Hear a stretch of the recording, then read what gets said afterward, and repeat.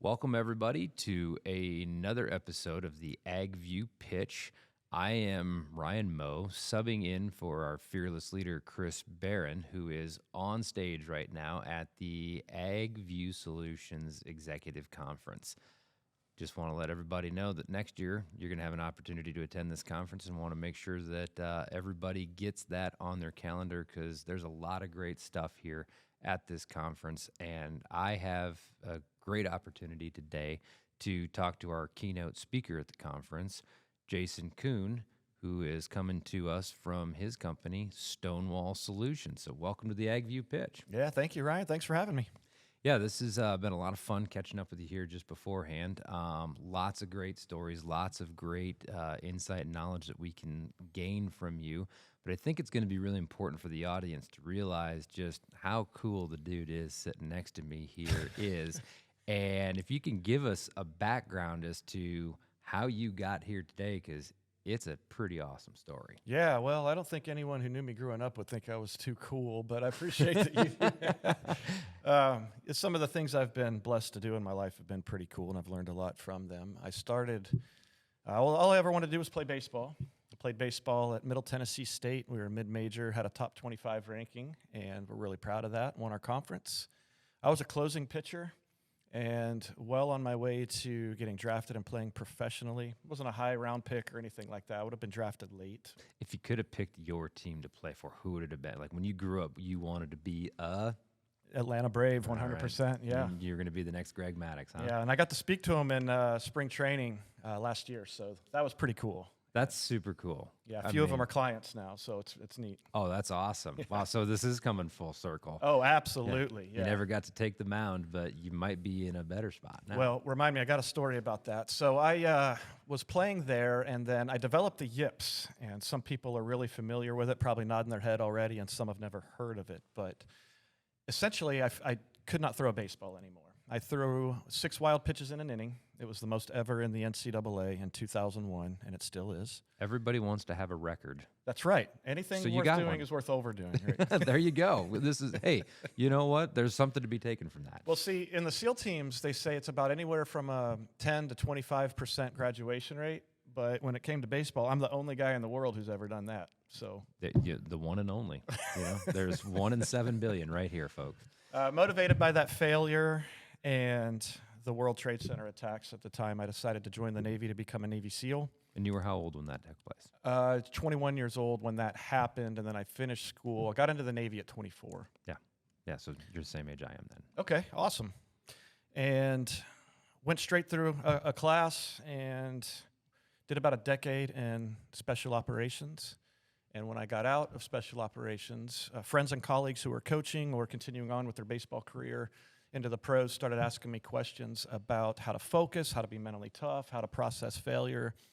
And I would take examples from or lessons learned thinking back of experiences that I had from gunfights to a helicopter crash to swimming through shark-infested water, and how we were trained and taught and able to perform effectively in life and death situations and then translate that to the environment of the competitor. That soon led into the corporate world, and I started coaching and teaching performance to corporate people and organizations, and heavy emphasis on leadership structures and principles there, and been doing that for a decade now. Oh, wow. So the really interesting part about the personal development space that I've experienced is there's people that want to go out and promote personal development. And I think it's wonderful that everybody is working on trying to be better. But there are also some people that are out there coaching that have never done that. And there's things about being a leader.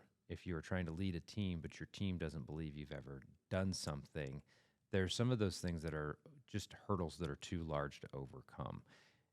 Considering what you've done and what you've been through in your life, and when you're talking to people that need to lead a group of people, what are some things that you can tell to somebody that's an aspiring to be a leader, but they want to just run straight to the leadership role without going through the muck first? Yeah, to do something to get a baseline of credibility outside of the university textbook. Yes. All right. That was one of the biggest gripes I get when I work with a lot of PGA Tour guys and MLB guys, and one of the biggest gripes that they get from the sports psychologist, or that they have about the sports psychologist that is provided to them at the team, is that he can't apply what he's asking me to apply. They've never really done it. So go do something hard. Right. Show that you can apply the things you were asking, because that's also going to show you what's practically effective. There's a lot of taglines such as trust the process that are used completely out of context and don't help the player in certain situations, and understanding what that all means. I tell people all the time, if you want to learn how to do something, go learn from someone who's been where you want to go. And that's what we did. Is we took experiences and started extrapolating what were the lessons learned. How was I able to be mentally tough in this situation? What is mental toughness? Why does the team first mind matter? And how does that apply to other environmental, competitive environments? And does it? And how relevant is it? Leadership principles the same way. How do we maintain composure in high pressure? But all that's based in real world experience through me and my instructor staff when we engage these athletes to give them, or corporate executives, to give them practical solutions that are going to produce effective results, not just nice sounding taglines that sound like they should sound nice, right? And that's something the listeners here are going to be overwhelmingly involved in agriculture. And agriculture is looking like it's going to be a pretty tough environment for the next 18 months. And looking at the mental toughness that it's going to take to get through this grind of a low margin environment and going to work for several months that might not be that fun. What are some tips that you can give to the average everyday Joe to help make them just 1% better here to start with? Because you don't have to be a Navy SEAL to be mentally tough, or you don't have to be a Navy SEAL to just try to work on improvement every day. Because there's going to be some things that need to be worked on every day, because it's not going to be a ton of fun in a lot of this environment. So how did you get through some of those things? Well, I think being driven by meaningful purpose is the step one. Do something that's meaningful, or know the meaningful factors that are driving the reasons why you are doing the work that you do. And get very clear on those, right? What is your why, correct? Yeah, exactly. And in your identity, who am I? What am I trying to accomplish? Why am I trying to accomplish it? And take some pride in that. And that's going to drive us through the weak moments when things get difficult. But more tactically, I would say having a solid perspective on adversity and how things work. As human beings, we're hardwired for challenge. There's something called the power of limitation, where if you could have anything you ever wanted with magic, it sounds appealing at first, but if you think about it, over time you get bored because there'd be no challenge to anything. So struggle creates opportunity for reward, and the greater the struggle, the greater the reward. And there is no struggle without or there is no reward without the struggle. Right. So when you get through Hell Week, we started with 135 men and came out of Hell Week with 20. Wow. And it's one of the most rewarding things I've ever experienced in my life, to be standing there at the end of that day, but it's because it was so hard. Right. So I think what mental toughness is it's an ability to interrupt that cause and effect cycle. Circumstances are going to make us feel disappointed, resentful towards the entity that helped create it, frustrated. That's natural. So everyone feels that. Navy SEALs feels that. It's how fast can you shift your focus off of that and into something effective. So we understand that we can control how we respond and what we do next. And what we do next will have value or no value in an effort to win. And combat eliminates the clutter, because when you're in situations that are life and death, a way of thinking, a way of acting, the execution of action, or a way of interacting with a teammate is either effective or it's not. And all that matters is effectiveness. So we start to figure out what works. And mental toughness is an ability. The way to have a valuable response is to shift your focus. Doesn't matter how I got here. What matters is what I'm going to do about it. And we shift it into the execution of action and into our teammates. We get our mind off of ourselves and into the others, and we don't just get through it, we lead the others through it. Yeah. You see, we're very fear-based, self-preserving creatures. So the more we focus on ourselves and woe is me, the more fear we develop. That's why we want to shift it into others. And as we act in accordance with that selfless or service-based narrative, we create respect, trust, and love within our team, and those are the greatest motivators of action and aggression and the things that we need to win. Yeah, and when I heard this put very well a couple of years ago when I was listening to a speaker, and they were talking about, leading a team of people and how important it is to, maintain composure. And they asked the guy, well, do you ever have a bad day? And he goes, well, yes, but I don't allow myself to have a bad day, because if you have a bad event, that then creates a bad minute. You don't want it to turn into a bad hour, which then turns into a bad day, because your whole team sees that. Yeah. And that reflects then on their performance.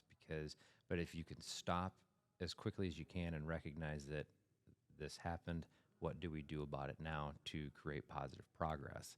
That's what you're focused on with athletes and just businessmen and women as well. Yeah, and then using real-world credible stories as a proof of concept or to support the assertions that I make as true. So there was a situation once where a call over the radio came out from my teammate that I was pinned down, and we were taking fire from two different directions at a fairly close range for modern combat standards anyways.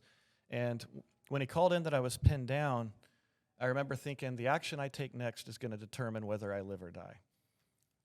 But the thing in a performance perspective is the only thing that I had absolute control over in the world in that moment was the action that I take next. Yes. I can control that and the legacy that I leave behind through it. I remember thinking about my little girl briefly, and it was like, oh, hell no, man. I mean, if you're going to take me out, you're going to have to earn it. You're going to pay the full price, and she's going to know who her daddy was in this moment. At the very least, I could control that. So we're using real-world stories to support this as truth. It's undeniable. Now just translate it and apply it to the situations that you find yourself in. And sometimes I'll ask myself, because it's the habits we have as a human being are not what is conducive to elite performance. It takes intention and effort to change our default response to adversity and things like that, right? Because that was going to be my next question. Were you born this mentally tough, or was this something that you learned and built and grew for yourself over time? Learned and built and grew for myself over time. I was kind of goofy, shy, and awkward growing up. My dad was a good mentor. He was hard on me, but I have some really cool stories about the Little League field, how he would help me face situations. There was an umpire I had a kid on the other team or something. I can't remember. And this team I hated the most, and they always beat us. And so I'm walking guy after guy, and I'm throwing pitches clearly over the plate, and I think he's going to take me out of the game. So I'm crying, and he shoves me back on the rubber, and he says, listen, everybody knows what's going on right now, but I have no control over it, neither do you. And if I put in someone else, they're going to have to deal with the same problem. So do you want to go in the dugout and cry, or do you want to pitch? And I realized in that moment that sometimes there is no easy way out. You're going to suffer either way. I can go in the dugout and I can cry, and I'm going to suffer. Right. Or I can stay on the mound. I can continue to compete. And I think that's what toughness is, an ability to engage and take pain and suffer well. And it's virtuous when we do it for others. When we suffer well, we grow in character, and our growth in character makes us more capable, and more capable people can achieve more. Then we can turn around and help others as mentors, and that's what provides fulfillment in our lives. Mm-hmm. And that actually leads into the Braves, if you want to talk about that for a minute. Yeah, I did. I wanted to make sure we got to that story before we got too far in here. But yeah. All right. So Tyler Matzik was out of baseball for 5 years. He was a former first-round pick. I started doing this performance training, and at first it was just grinding it out, going to high schools, talking here and there, putting some money on the table because I couldn't get some money in the bank to put food on the table because I couldn't get a job. I had a really rough transition out of the Navy. As I'm developing these relationships, I meet a friend, Michael McHenry, who had played with Matzik at the Rockies, and I told him my story about the yips.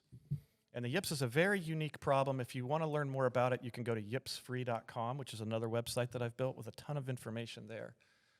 And Michael says, you've got to talk to Tyler, because I had taught myself how to throw again over the course of years. But I knew this was not due to mental weakness. And sports psychology treats it as a conscious problem, like you're afraid of what's happened, and that's not it. I wasn't afraid when I went to throws. My arm wouldn't work right. Yeah. It's a subconscious initiation of fear, like a startle reflex. Yeah. Okay, so anyways, that's as far as I'll go on the depth with the yips. I learned how to beat it, developed a system how to beat it. I called the big league clubs, mental skills coaches. Hey, I've got this figured out, man. I gotta share it with the world. None of them are interested. Interesting. So Tyler calls. We train together for about a year. It takes a minute to do this, and we get the right pieces in place. We get the right agent and things. Mm-hmm. We had a mental skills coach call his agent and tell him that I should stop working with him because we were providing him false hope and prolonging his suffering. 3 years later, he's a World Series champion with the nickname Nutsack for his ability to thrive in high-pressure situations. He got back into the big leagues, won the World Series, pitched in almost every postseason game, and if you remember the NLCS, I think in 2021, he struck out 3 in a row in the 8th inning against the Dodgers, 2 of which were all-stars. Yes. And it was awesome. And I came down and, they let me on the field and up on the stage with the team. And Wow. I go down. They treat me very well and have had me speak to the team a couple of times. And so I was at the game, though, at the World Series. He came in to pitch. And he struck some guys out, and I just bear hugged my wife with tears in my eyes. And I said, at the time, I thought the yips was the worst thing that ever happened to me. Right? Threw those record wild pitches, didn't know why or what was going on. Everybody thought I was mentally weak.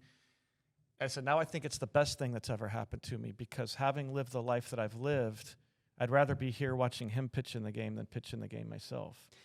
And that is something that I think is super cool, because it's likely now that your legacy with the Atlanta Braves is going to last longer because of the number of people that you're working with and helping and growing than had you just taken the mound for a couple of years.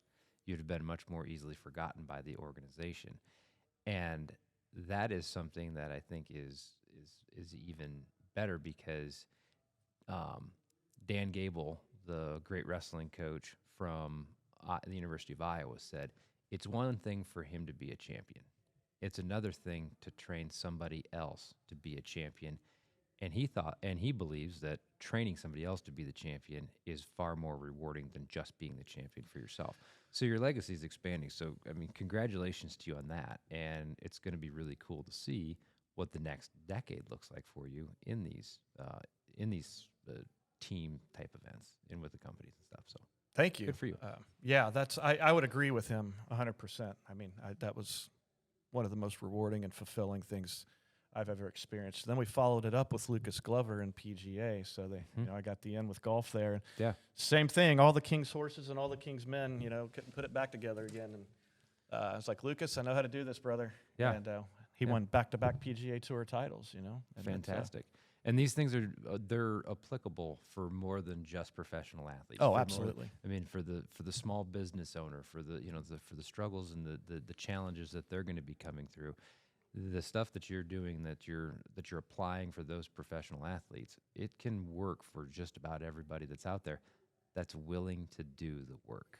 Correct. Everything's a competitive environment. Combat's a competitive environment. It just, you have the maximum emotional attachment to the outcome because it involves life and death, and not only yours, but those of your teammates.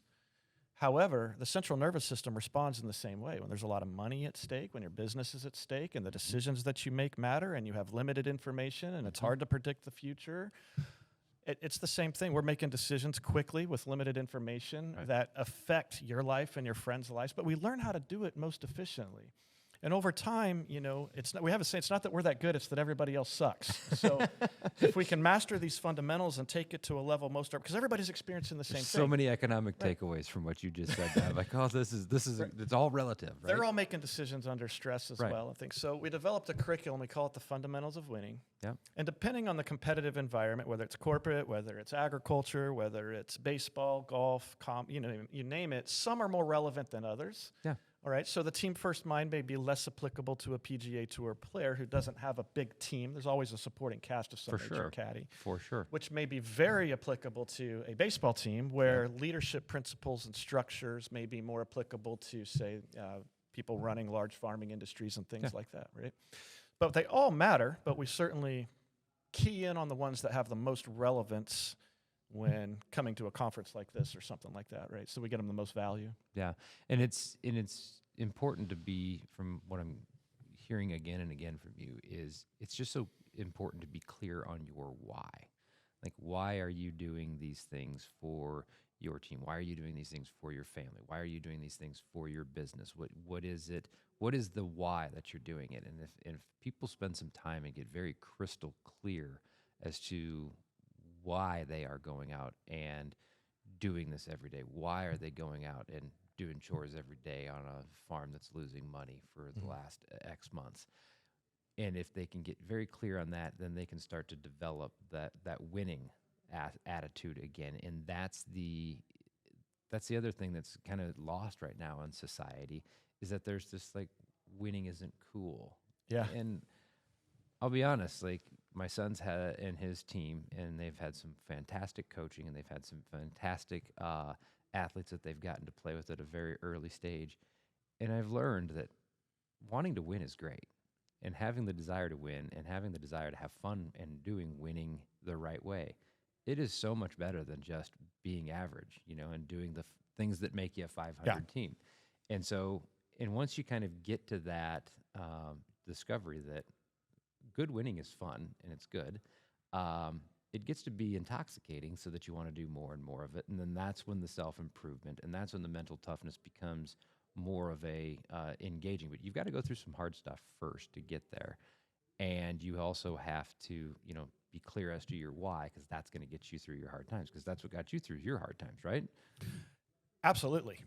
And, consolidating all of the things that happened. There's a lot that happened in college that helped lead to the problem. I don't blame anyone else other than myself for the problems that I had. But there were a lot of external contributors that took place that I get into in more depth in the individualized training, less in public. But I think the meaningful purpose, there's a phrase out there that's really popular: when you don't have motivation, or when motivation doesn't last, all you need is discipline. But I disagree with it, because I think that desire or motivation fuels discipline. Yes. Discipline's doing what you don't want to do when you don't want to do it, is how it was put to me by the BUDS instructors, SEAL training instructors. So that begs the question, well, how do I convince myself to do what I don't want to do when I don't want to do it? How do I motivate that, right? So the more desire I have, the more discipline I can apply. And I think desire comes from meaningful purpose. The more meaningful something is to me, the more desire I have to attain it, become it, or achieve it. Now, I may not always feel excited to do what I need to get up out of bed and get out there in the cold and do the things that I need to do to get myself to where I need to go, but there's always a motivating factor behind why I do. Yes. Now, as a leader, if you can key in on each individual and what that is for them, because at the end of the day, if you have employees, if you stop paying them, they're probably going to stop showing up. It's not meaningful enough for them to come and not get a paycheck, right? Well, yeah. Most times, sometimes you try to pay some people to go away, but you can't, right? But there's something that motivates them to show up every day, whether it's supporting their family, maybe they're trying to advance their experience level to maybe own their own farm one day, or whatever it may be, right? Right. But if you can key in on what that is, and the challenge is it may be different for each people or each person. Right. Some people like empowerment. Others are like, why are you giving me all this responsibility? Right. Well, that keys into communication. Okay, Yes. another thing. But others, whatever it may be. Some want time off, some want more pay, some want whatever. But if you can key in on the incentive that is meaningful to this person to motivate them, then you can increase their discipline level, especially in those hard times, especially knowing that what that isn't within you, and knowing that it can change too, over time. Yeah. As people evolve, as you evolve as a leader, as you evolve as a parent, as you evolve as an employee, I mean, it's a constant piece of work, right? But then getting over the initial hard times, and like you said, then that creates the discipline, because you've taught yourself that you've done it once, and then you can do it again. But you just got to go and do something hard and prove to yourself that you can do it. Well, I tell you, if you want to be mentally tough, to simplify it. So if you want to be mentally tough, go do hard things. Yeah. And if you want to build trust, go do hard things together and don't quit. That's fantastic, and that could be for the next several months here in agriculture. Yeah. And it's going to be something that's thrust upon us. So it's up to all of the producers out there to do the best they can with what they've got. And how do they and approach this in a way that in time this too shall pass. They're going to want to get through it, but they're going to want to get through it and not be bitter on the back end, right? So be mentally tough, so that way you can, still enjoy the process, even though there's going to be a lot of challenges coming our way. But it's, how is things going to look on the other end? And then if you can go ahead and dial into that meaningful purpose, even if it is a long slog through it, if you're key and you're just focused on that and building and expanding that, there's going to be gold at the end of the rainbow. We just have to get there. Yeah, I think meaningful purpose can come from a couple of places. I think it comes from intrinsic passions and interests in how we're created. So people are interested. Like, I use music every day and appreciate so much everyone who produces it. I don't have any desire to learn how to play an instrument or sing. It's just not in my I have no talent for it, so I'm just like, how do you do that? But some people do, right? They're amazing, right? It's naturally meaningful to them, and they're good at it. Yes. Right? So mine pushed me in a different direction, and then life experiences. So helping people perform in the face of adversity is very meaningful to me, because I know, I was spiraling out bad when I failed in baseball, and I know what that feels like. Right. I think that, to help based off what you said there, to try to provide some value to people who are listening now as they, with the upcoming inevitable adversity, it sounds like, is to start with defining performance. So the way I define it is it's an ability to execute fundamentals under stress. And that's all it was in combat. It's an ability to relentlessly execute fundamentals under stress. Fundamentals are controllable actions of value, and how we execute actions. So how you do your daily operations, are those the most efficient possible in refining them? And then how we choose to think, and then how we interact with our teammates. Yes. And those come together to produce best possible outcomes, and then consistency, separation. Separation is what makes us elite. And again, it's not like we have to have the same numbers if everything's down, but we can stay at the top of the pack by doing that properly. So I'll tell them often, you can't force the results, only influence them. And when I was young, if somebody had said that to me, I would have laughed at them and challenged them to come fight me or grab a ball and a bat or something. But what I mean is, if we had absolute control over winning and the outcome we wanted to produce, and you and I competed against each other in chess right now or something, we would both win. And that's not possible. No. So it's nonsensical, right? So we can't force the outcome, only influence it. And if we know that to be true, then our aim ought to be to influence it to the greatest degree possible. And the way we do that is by demanding perfection of everything within our control. Yes. And that's what we focus on, and with conviction and purpose, so on and so forth. But that kind of, so you got to free yourself from the requirement of the outcome. And people are like, well, apathy? No, not apathy. That's what the sports psychologists teach. Just don't care so much. Literally, athletes have told me that's what they told them. Like, well, let me ask you something. Can you not care about what happens? Is that possible? It's not possible, Right. especially with the family businesses that we're running. It's impossible to not care. Nor should you not care, because Yes. then your motivation is gone, and even if you could produce, you wouldn't receive the reward and joy in the way everything's supposed to work properly. So let's honor reality for what it is and learn to work within it, right? Right. But by freeing yourself from the requirement of the outcome, an analogy I would make in baseball, and I told a baseball player this, was, I said, your job's not to get a hit every time, it's to be the best hitter you can be every time you go to the plate. I got to get a hit every time or my career's going to be over. Threat is very real. Yes. He's playing for the Yankees, and I said, buddy, 300, you're in the Hall of Fame, which means Right. One of three. Yeah. you're placing a requirement on yourself that I guess theoretically is possible, but has never been attained and probably never will be. No. So that's creating pressure and stress. It's making you tight. Yes. So in his, that tightness is coming through in his action at the plate, but it also comes through in our decision making, and the cortisol and the stress is affecting all of it, everything that we do, our interaction with our managers, and and then that energy is contagious, so they're bringing that down, all the things. All the things. So your job isn't necessarily to produce what you have in the past in the face of this adversity, but to be the best you can be at what you do. Yes. Right, and being gratefulness is huge. We're getting ready to swim through sharks with the infested water with blood poured all over us, and we're telling it like my buddy started. How do you become grateful for that? That's Well, wild. it was weird. So we were running down to the beach to do this. Every class does it at the end, and it's not like you see the sharks out there or anything. So you but were it's choosing to do this. Yeah, it's part of training. You got to swim a mile at night through a great white shark breeding ground, and they poured fish blood all over us, and then we got to get out there and do the swim at night. And as we're heading down to the beach to get into the water, my buddy, who's kind of our class joker, he throws his hands up and he just starts shouting out the Lord's Prayer, "Our Father, who art in heaven, hallowed be this." So we all start saying it. Well, I started laughing just like you are, because nobody even really knows where I'm at right now. Like a handful of friends, they're all off doing whatever. But I thought, there's nowhere I'd rather be right now, because the work I was doing was meaningful. Yes. The missions we were going to go on was meaningful. The relationships were meaningful. Yes. And I was in this state of gratefulness. And you know what I was, even though I was getting ready to go do this? I was calm. Wow. Thankfulness is the tactical nuclear weapon to negativity in the mind. And so I try to take a little pause. I don't always get this right. My wife's like, you got to practice what you preach. And I know. Right. But, when I get it right, it goes better. Yeah. And so just taking a moment before you start engaging, because the day is going to have all of its problems and problems we don't even know about yet, to just be grateful. Hey, I've got to fight, and that gives me purpose and meaning. And if you okay, the event happened. If you can stop, okay, I can't change it. I have to, I have to move on. My team needs me to move on. My family needs me to move on. Answer it with just a couple seconds of gratitude, and then that way A bad minute doesn't turn into a bad hour, doesn't turn into a bad day. Well, exactly. And I just remind myself of who I am. Like, man, you're a fighter. Yeah. So fight. Yeah. And if you're too worn out, if the grind has worn you down, take a break. Step out for a Yeah. minute, reset, Yeah.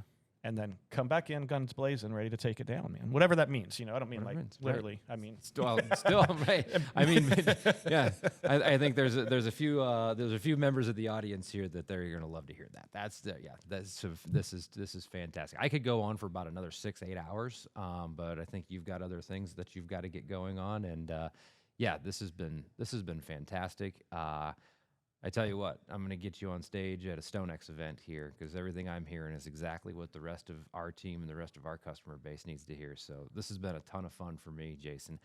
What's the best way to go ahead and find you at Stonewall Solutions? yeah, info at stonewall-solutions.com, or just Google Stonewall Solutions, or look me up on all the social medias. I'm not super active on social media, but I am out there. And shoot us an email. My assistant Tanya will respond. And Give us that one more time here. info at stonewall-solutions.com. Excellent. Yeah. Well, hey, thank you very much for your service. Thank you very much for everything that you're going to impress upon the few hundred members of the audience today. Thank you for spending the time here with me today. I'm incredibly grateful for it. This has been a great thing for me. Hopefully the audience has enjoyed it as well. And yeah, we look forward to hearing from you, and yeah, looking to see you in the Braves Hall of Fame here coming up soon in the next several decades. Yeah, well, I appreciate you having me. Thank you, Ryan. Hey, thank you.